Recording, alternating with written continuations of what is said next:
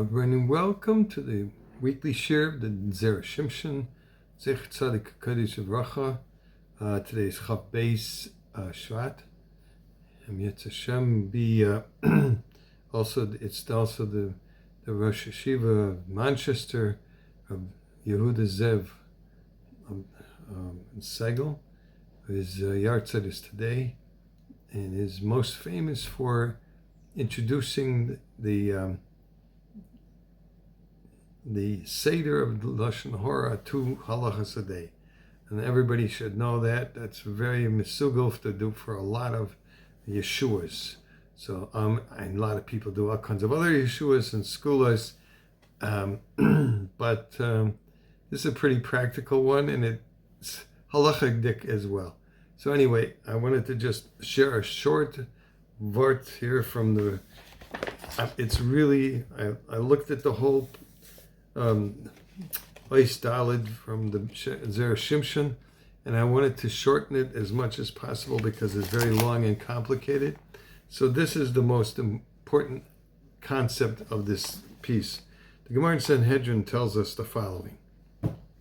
It's the Sanhedrin 94a, to those who want to look it up. Rav Papias said, it's a disgrace for Moshe and Bnei Yisrael that they didn't say Baruch about Hashem until Yisro arrived. And he said, Baruch es Hashem. What does that mean? The commentators asked, what was the big deal about the fact that Bnei Yisrael were not the first ones to use the word Baruch? And there was others that said Baruch before them, before Bnei Yisrael also. Anyway, but when they had already said Shira, they sang Shira at the sea, which contained multiple phrases of praises for Hashem. This just didn't happen not long before this. And I would add another thing, that Shira was kind of Ruach HaKodesh. So they were kind of almost inspired, from heaven to say those things. So it wasn't saying Baruch Hashem on their own, okay? Just saying. The Zera Shimshon explains that Baruch is not just a praise.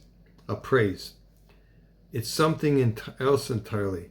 There is an obligation for anyone who experienced a miracle to say Baruch Hashem, blessed is Hashem. And the Gemara teaches that if someone sees a place where miracles happen to Klal Yisrael, he has to say Baruch she'asa nisim b'makom hazeh. Praised is the one who did miracles. That's a Gemara in Brachos in 54a. So yes, even though the Jewish people did sing Shira to Hashem at the Yam Suf, and even though the Shira did include numerous praises to Hashem, they still hadn't fulfilled their obligation to say Baruch. They still needed to bless Hashem with the specific words Baruch Hashem. Now I'm going to quote from Rabbi Nachman Seltzer here a little bit because it's pertinent. Okay, showing hakaras hatov to those who do good to you is one of the cornerstones of what it means to be Jewish. First and foremost, it means that appreciating everything that Hashem does for us. As Yidden, we have so much to be thankful for Torah, mitzvahs, a life of meaning. Hashem deserves our thanks just for returning our neshamas to us in the morning and for giving us everything we need to get through the day. I once heard from Mordechai Twersky, shall sein gesund und stark, that he used to say Mamoida Ani many times a day. It does make sense to say this many times. And whenever you think when something happens good to you, say Mamoida Ani lefanecha. Okay? But just as we need to give thanks to Hashem and show Him to sincere hakaras hatov, we need to do the same to our parents and for the many people in our lives who go out of their way for us, not just because it's easy for them or it's for their benefit, but just because they care. All right, and I will end with that, and we will have a wonderful Shabbos. Mirz Hashem. Parshas Yisro is like a mini